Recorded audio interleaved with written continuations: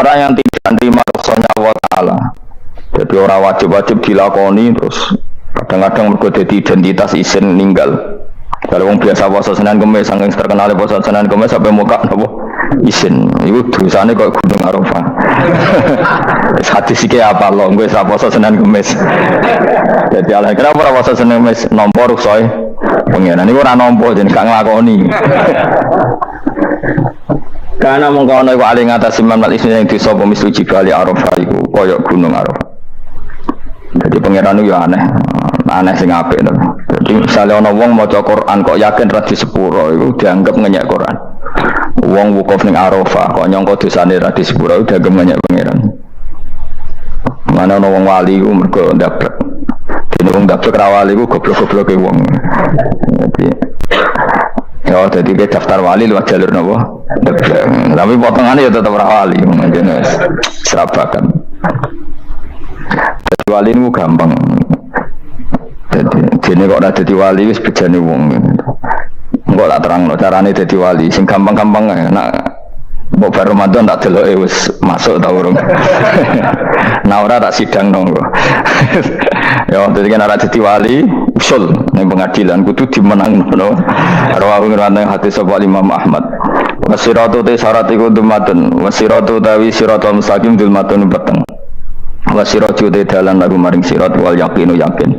Wa te kang yakin tahqiqu tasdiki ku benerno barang sing tahqiqu tasdiki. Iku tahqiq dalam benerno. Maksudnya kamu punya otoritas pemikiran yang akurat. Kanggo benerno bil ghaibi kan barang ghaib. Iki sing dadi ibadah kula nganti ketemu pangeran. Tahqiqu tasdiki ku duwe akurasi benerno. Bil ghaibi lan barang ghaib. Carane bi izalati kulli ghaibin kelawan ngilangno saben-saben sing dadekno kemamangan. Bi izalati kulli ghaibin kelawan ngilangno saben-saben barang sing dadekno kemamangan. Pun kula baleni saking awal-awal makalah Rabi'ah kula terangno. Nabi Bakrin Siddiq radhiyallahu anhu dawe adzulumatu khamsun.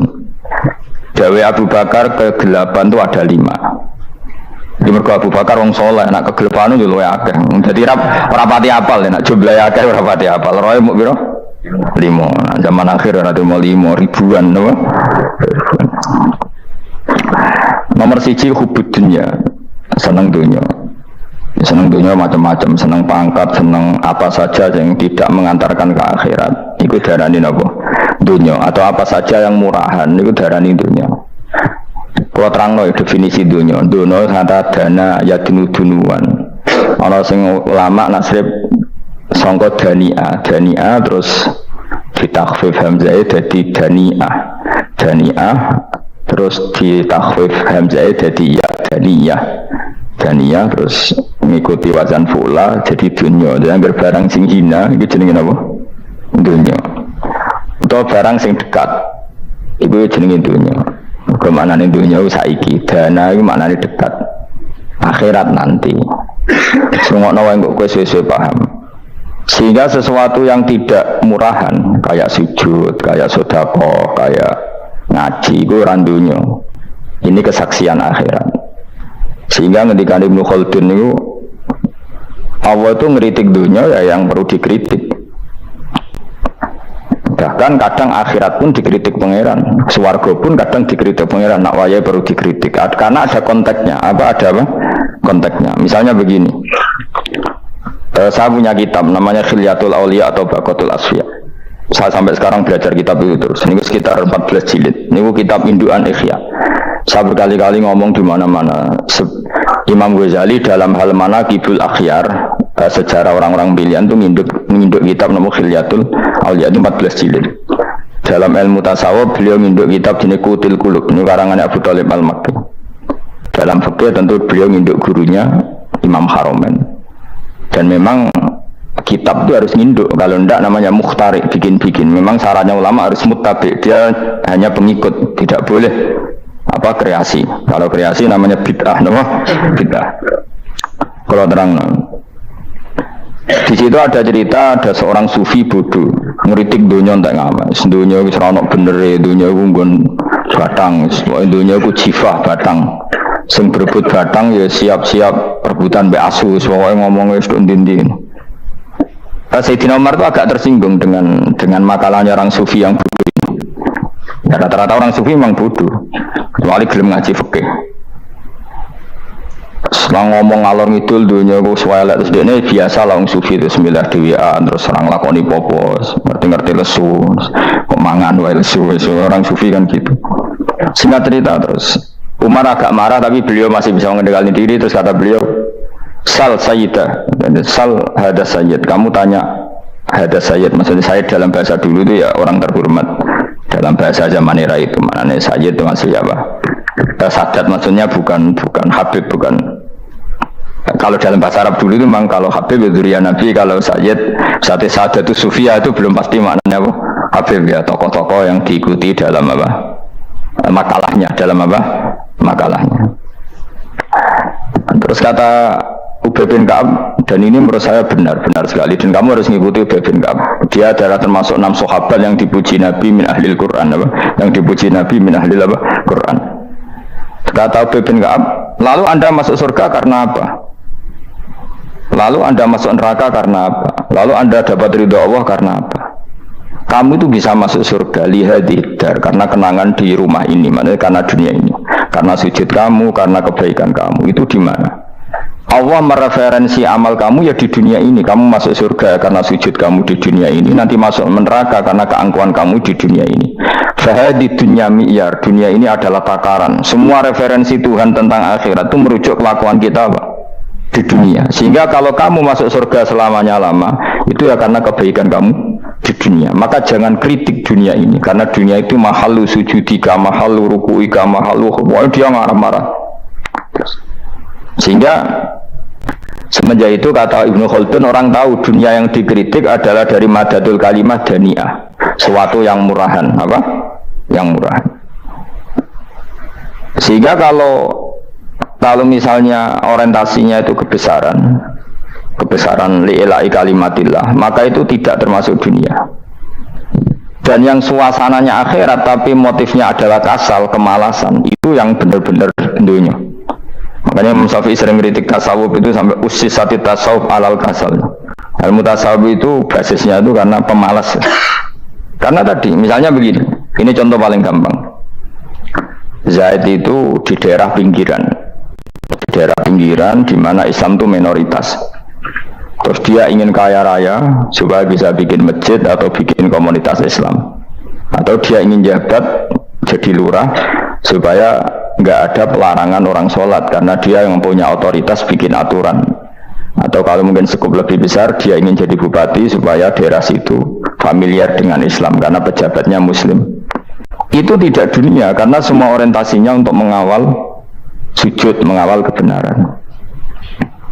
Tapi kalau kamu di daerah pinggiran kemudian milih DWA, kabeh kersane pangeran, sidi-sidi kersane pangeran, terus kamu meninggalkan aktivitas dakwah, itu yang dunia karena motivasi kamu adalah al-kasal, males dari mewarnai buminya Allah ini dengan sujud.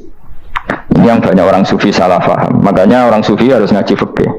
Pendeknya roh dielingno wong alim wong fikih nak kitmanul ilmi ku haram. Kitmanul ilmi haram. Menyimpan ilmu itu haram. Tidak memberi kontribusi dalam proses orang sujud adalah haram. Tidak memberi pencerahan pada umatnya Nabi adalah haram. Menikmati keasikan yang pangeran dewi adalah haram. Dia harus diingatkan gitu terus. Kalau enggak, itu bahaya bagi agama ini. Makanya dulu itu enggak ada orang sufi yang enggak ngaji ulama fikih. Sekarang kebalikan, malah wong sufi darani fikih mau kulit dekne wis tok hakikat sembrono. Oh tak tobat nonton nang ketemu aku. Itu bahaya, paham seperti itu tuh bahaya. Karena sekarang itu sufi itu jadi identitas kesalehan. Jadi yang rumah kome sufi koyo-koyo sak dhuwure ahli napa? Fikih. Itu bahaya. Karena tadi sufi itu akan ngeritik dunia sepedas-pedasnya. Kemudian ujung-ujungnya meninggalkan dunia, kemudian happy-happy asik pangeran dewean dan membiarkan umatnya Nabi ini berserakan kemana-mana, tidak terlibat sama sekali, tidak memberi kontribusi sama sekali. Cara bahasa gampangannya orang gelem amar ma'ruf, gak gelem nahi mungkar. Tapi bahasa amar ma'ruf nahi mungkar kan saya gitu gerakan ekstrim, makanya orang tak bahasa amar tidak peduli, tidak mulang. Kalau saya bahasa saya kira repot terus. Paham ini penting kalau terang. Jadi kalau baleni malih ya. Sing dimaksud dunya ketika dikritik pangeran iku dunya sing sangka kata dani'ah, sesuatu sing murahan, sing enteng, sing nafsu, iku jenenge napa? Dunya, napa? Dunya. Tapi ketika sesuatu itu baik dan mengarah kepada Allah, iki jenenge dunya iki masru'atul akhirah. Maka dunya itu di dua status napa? Siji masru'atul akhirah. Dan ini status yang harus kita pakai. Makanya kata Imam Ghazali itu, gue nak randi duit, sak penat-penate urip terus merasa nggak punya kenikmatan, datang saja ke kuburan dan yakinlah semua yang sedang mati keinginannya hanya satu, ingin kembali di dunia dan memperbaiki amal-amalnya. Berarti dunia adalah segala-galanya bagi orang yang sudah mati. Ya, orang yang sudah mati itu cita-citanya satu, la'alli arji, semoga kita kembali ke dunia. Untuk apa? Untuk membenahi semua kesalahan yang pernah dilakukan zaman ini dunia. Terus kamu ingat, fa'ana fid dunya, ya Allah, alhamdulillah sekarang masih saya di dunia. Artinya saya punya satu kesempatan yang diinginkan semua orang yang sudah mati di seluruh dunia. Tapi malah wali anu surip malah kepengen nang mati. Saking kakean kasus ini, apa? Kakean apa? Kakean kasus. Makanya di sini sirinya para rasul, para nabi itu sering donga Allahumma tawil umrona, sehingga banyak orang soleh mendoa supaya panjang apa? Umur. Itu karena pas itu yang hadir adalah dunia dengan makna masru'atul akhirah. Tapi ada juga wali dan nabi kadang-kadang donga, ya Allah, jika sebaiknya saya mati, mati saja. Itu ketika tergambar dunia yang sudah murahan, yang sudah arogan, yang sudah tidak jelas. Maka dunia ini punya dua status sekaligus. Jika prospek bagi Anda untuk masru'atul akhirah, maka nikmati senikmat-nikmatnya. Tapi jika bagi Anda ini sudah menjadi ladang maksiat apa-apa, maka jadikan dunia ini tempat tobat. Karena akhirat itu nggak ada apa-apanya dibanding dunia. Jadi akhirat itu hanya mereferensi dunia, mereferensi dunia. Ini penting kula aturno. Kadang-kadang sufi kemudian goblok ora iso ngaji. Dia nganggep dunia sampai akhirat itu penting akhirat, tapi cara maknaninya salah. Lho kowe nganti ning akhirat mlebu swarga itu karena apa coba? Amal zaman di mana? Dunia. Berarti penting mana dunia sama akhirat? Penting dunia karena akhirat mau efek, apa? Efek dunia ini yang pokok. Apa dunia ini yang pokok. Kalau Allah kan cara ngendikan tidak seperti itu. Allah cara ngendikan gini loh. Akhirat, maksudnya walal akhiratu khairul laka minal ula gini. Sesuatu yang berorientasi akhirat dan kemudian menjadikan kamu nyaman di akhirat itu khairul laka minal ula, itu lebih baik ketimbang dunia. Ora kok kowe nak ning dunia nak sepemelek ning akhirat ape ora ngarang ngono, nak ning dunia melek ning akhirat luwih parah. Kayak melaratnya cek ngene iki kan, tapi kan cek iso ngopi, cek iso mangan tengkleng. Coba ning akhirat gak iso blas, dunyel-dunyel malaikat ngawur. Gayamu bareng melarat iso ning dunya lara lah, nek akhirat penak. Aku yakin ora luwih lara, tak jamin. Nguraine kan ketara nak ngono. Priru omongan aku ning dunya lara lah sementing nek akhirat penak itu ndak bisa. Kowe nyifati dunya nggon lara iku serapati rido mbek pangeran. Berarti ketika iso ngopi ra syukur, ketika iso mangan ra syukur, anane nyifati dunya loro. Berarti rapati ridho mbek pangeran. Malah dibles-blesno sebenarnya. Kemudian nak pengurus akhirat aku tak tekek. Maklo pengurus ora sebenarnya. Tapi gak ada rencana daftar jadi panitia apa? Akhirat. Tapi kira rata syafaat dia ambiarno karena ini penting kalau terangno. Makanya Imam Syafi'i masyhur makalah beliau tentang fikih dan tasawuf itu. Ini saya kutip dan saya menghafalkan terus makna teman. Faqihan wa sufiyan fakun laisa wahida fa inni wa haqqu wa iyyaka ansahu. Kata beliau mensifati orang fikih fa hadza qasin lam yadhq qalbuhu tuqa wa hadza jahulun kaifadul jahli yasluhu. Itu masyhur. Di dunia ini, identitas di dunia kita, dunia ulama itu hanya dua. Kalau nggak sufi ya faqih. Kamu jangan jadi salah satu. Faqih adalah orang sing qasin, itu qalbuhu qasin, hatinya itu keras, hatinya atos. Lam jadu qalbuhu tuqas, gak ditakwa blas. Wong faqih ora ditakwa blas, gak diempati blas. Tapi orang sufi itu ada jauh ini malah geblek blas, malah parah meneh. Sing sitok atas hatine, sitok geblek dari Imam Syafi'i. Dia nak protes berarti Imam Syafi'i aja protes aku. Kenapa begitu? Misalnya gini orang fikih. Kalau bapak nyontohkan tuh gini. Orang fikih itu punya aturan. Misalnya kalau rukuk tidak begini nggak sah, sujud kalau nggak begini nggak sah, sholat kalau tidak begini nggak sah. Oke, aturan itu baik. Tapi punya keangkuhan berpikir, misalnya ada orang desa terbelakang, misalnya di pedalaman Gunung Kidul, Kulon Progo, ada orang yang ditobatkan orang-orang sufi. Orang sufi itu ya saya untuk goblok-goblok, misalnya nobatkan. Enak wah yang fakir melok nobatno, tapi tahu-tahu bilang ini sholatnya nggak sah, rukuknya nggak sah, fatihahnya nggak sah. Jadi sing sufi, wah semane nobatno ra iso sholat apa ora disahno.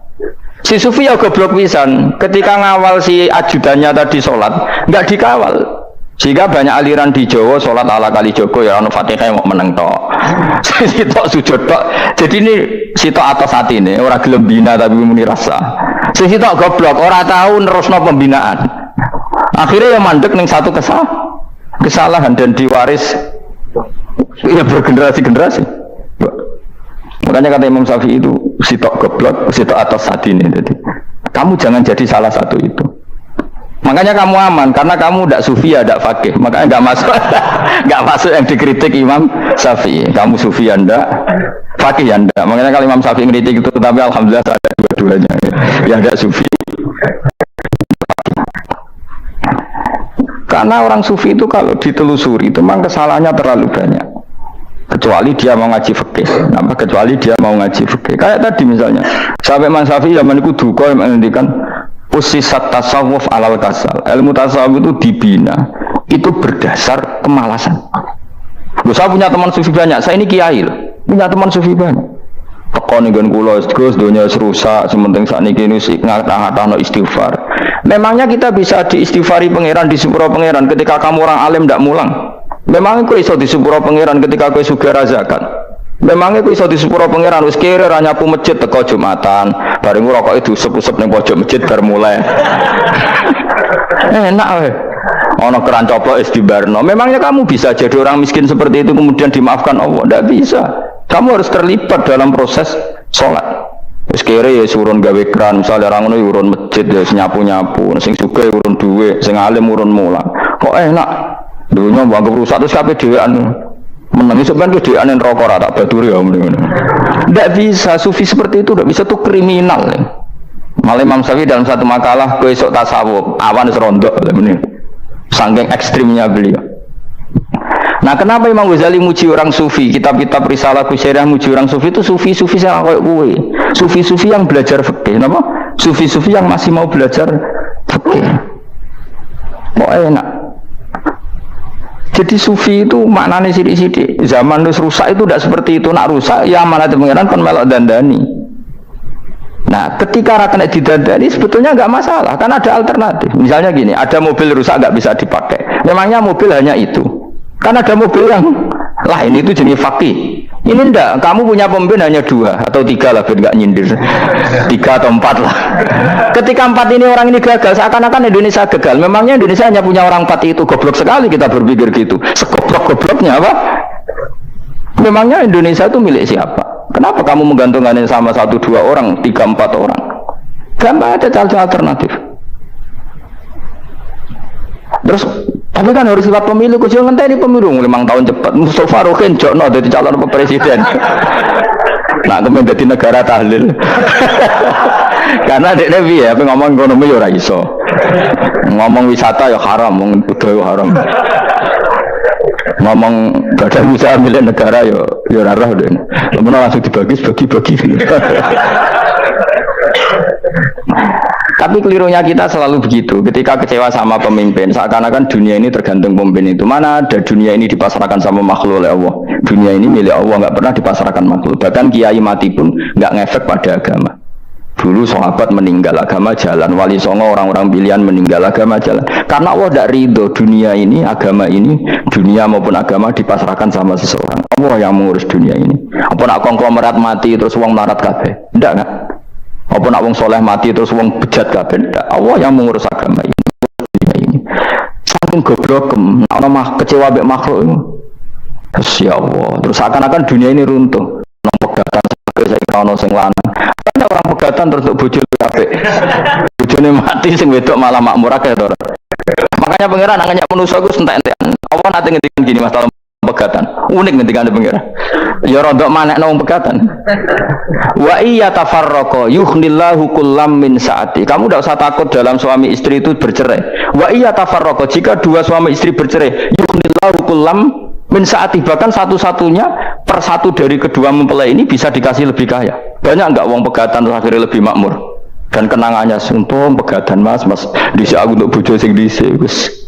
Aduh, semu goblok. Engko sing lanang karena bosen dijudisi ngono, untung saiki bojo konak, bojoku sing dhisik. Banyak enggak orang pegatan kemudian kenangannya itu baik sama yang sekarang. Dengan yang lalu mau ngerutut tok, banyak enggak? Banyak. Dulu kita punya pemimpin yang cakap, yang otoriter. Zaman itu pun di demo. Coba kita ini kan mulai dulu anggar di pemimpin di demo kok cek urip pantas di demo kan es mati digo kelangenan. Kelakuan kok ngono. Mulai dhisik nganti saiki. Kiai juga gitu, zaman urip dikerwiti, kok bareng mati kiai penggantinya dikritik ora koyok kiai dhisik. Iku ora ya coba 66 Pak Karno dikritik, orde baru diurus gitu tuh. Nabi yang ngono mangsamu presiden tok. Nabi itu kan mukjizat itu ngaji.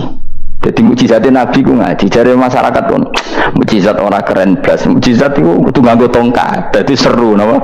Dianggap Nabi Harry Potter. Jadi Nabi itu mukjizat kok mulang. Mulang itu mengatur logika supaya mapan nikmati Allah dan Rasul. Itu mulang. Mereka agak seneng. Mat, saraku nabi-nabi dhisik kudu tongkat apa no, Mat. Jadi seru apa?